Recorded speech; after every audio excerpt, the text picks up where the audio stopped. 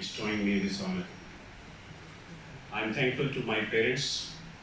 My father is sitting here for teaching me to always follow the truth. I'm thankful to my teachers for teaching me to always fly high. I'm thankful to my supporters, my team in LGH. Because of that team, I'm standing on this podium. Thank you very much.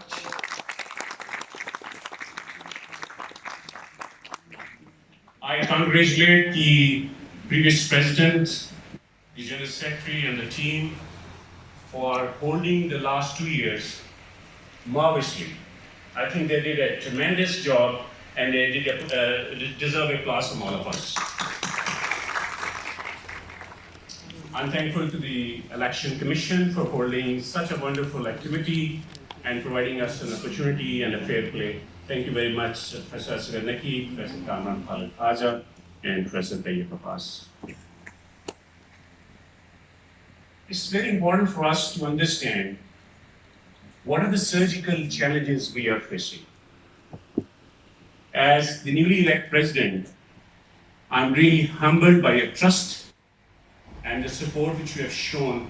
I am the president for all of you.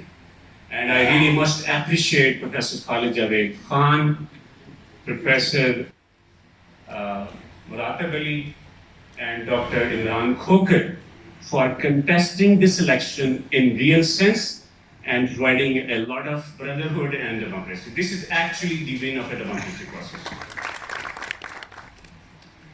Now, presently, all over the world, we are facing surgical challenges. I spent some time in States, and there was a survey conducted at that place.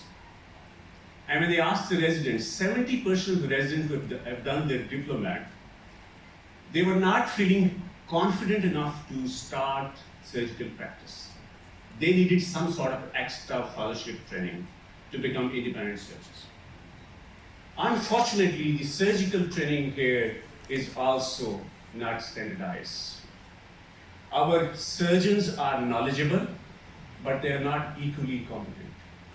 So as the president of Association of Surgeons, I think this is the biggest challenge to the society, to make sure that those who could not get the training somehow or the other during their training programs, to make them at par with those who are blessed to have good trainings. So this would be my number one vision. I was supposed to basically tell you my vision, so this is my vision number one.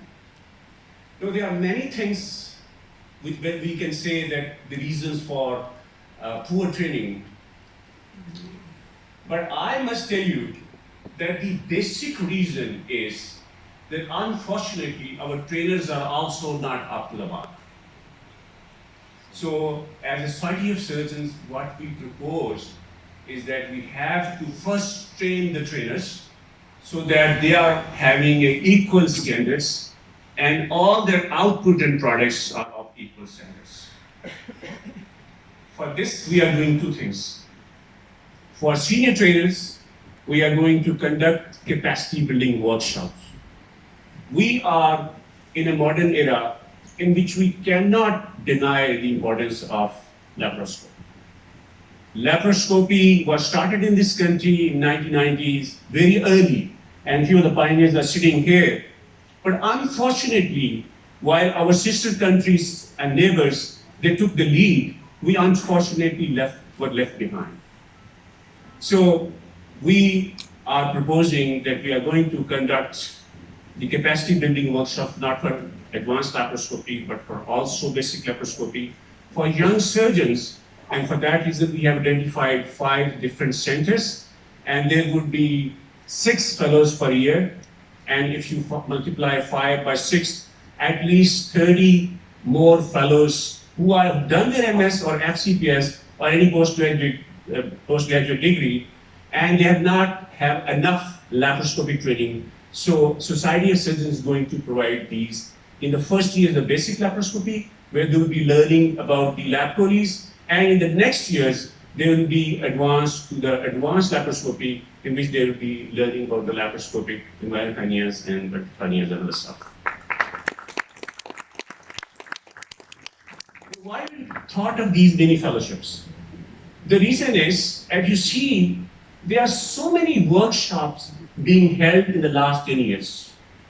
But unfortunately, we did not see the impact of those workshops in practice.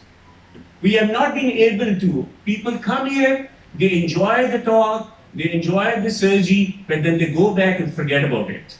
So by conducting these mini fellowship program, at least you are taking responsibility for all those who basically would be under your umbrella. So that's number one thing which we are going to do. The second challenge is that we do not have local guidelines. We follow American guidelines. We follow European guidelines. I tell you, I have served in 3 different places. Our population, our resources, our circumstances are totally different from the developed world. So we have to devise our own local guidelines. And I propose that we need to start with 4 areas, the common areas. The number 1 is hernias. The second is safe cholecystectomy. The third one is breast cancer. The fourth one is colorectal. I also am thinking of diabetic for another one. But initially we'll start with the local guidelines. And I have already selected the people, right? And inshallah their names will be announced. They are renowned surgeons who will be the convener. And they will be given the task to complete this project by March, so that in the March meeting, which we are going to have, these local guidelines will be announced. And they can be, the center president is sitting here, they can be centralized as well. I think we need to start now. We are talking about local guidelines for the last few years, but unfortunately we have not been able to do that. The third thing is the constitution of the Society of Surgeons and the poor interest of the members in the Society of Surgeons. Why there are 5,000 plus surgeons in the town, but only 580 are members? Have you ever pondered about that? So this has created a lot of disinterest and disengagement, and we need to identify what is the reason why we have not been able to attract everyone. So for that reason, I think we need to start the life membership drive. We have to increase the value of our academic program. My vision is only and only to promote excellence in academics and collaboration among the surgeons. This is the only way forward. So if you increase the value of these workshops, we need to create more workshops. Not only laparoscopy, but endoscopy. It is the field for surgeons. We also need to understand that the ultrasound is the future status quo.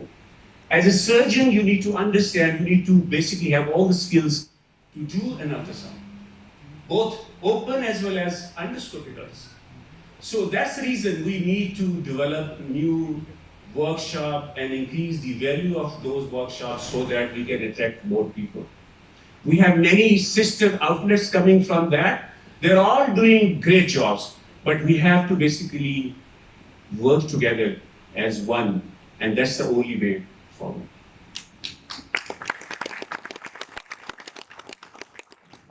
Another thing I want to propose is the 24th October, Professor Majid is sitting here, 24th October 1984 was the raising day of the Society of Surgeons, Lahore. So I want to propose here that the 24th October should be basically celebrated as the Charter Day or Installation Day, whatever you name it, so that we should celebrate it annually just to memorize ourselves what are the aims and objectives of this society. And this memorization would basically be helpful in remembering what are basically our mission.